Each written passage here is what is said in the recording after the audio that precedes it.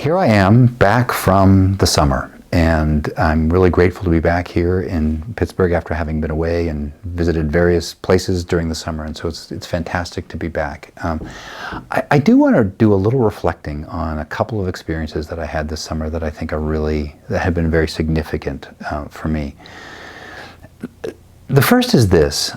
I went back home to the village that I grew up in, this little tiny village called Sherbrooke, Nova Scotia, 500 people-ish, tiny little place, beautiful, fantastic place. It's on this river called the St. Mary's River that kind of runs through it. It's a very, the physical place is very comforting and very beautiful, and I've always loved it from that sense. And I also had this great opportunity to visit with my sister. I had a great chance to visit with my mother's one remaining sister who is alive, and some other relatives that come. When you live in a village for a number of generations, there's a lot of relatives lying about. And so I had this great experience of being back to where I come from. Back to kind of, in some places, this place and these people that shaped and formed me in some really very real ways. And I was really blessed by that. I was really comforted by the physical space, by seeing my family, being connected to them. Again, it was a great experience. That also is in contrast, it's a little bit of in contrast, but with my time in Assembly. Now I go on a great length about how much I love Assembly, and I said before Assembly, I love Assembly, you should come Assembly. But I loved Assembly again this year.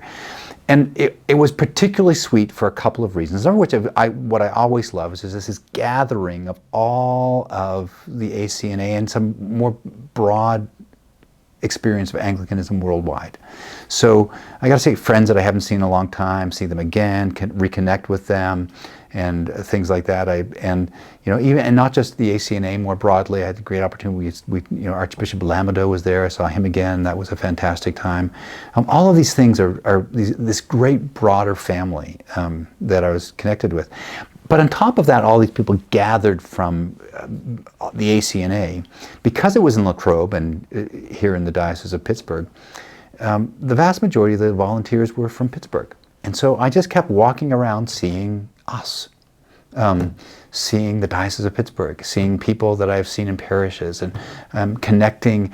And I was blessed then of course, I'm blessed by the family that God gave me, that I grew up in, and the place that I grew up in. But I've also been deeply blessed by the family that God has placed me in, the family of the church, broader in ACNA, and certainly the family of the church that's here in Pittsburgh. It was very, very sweet to me to have that experience.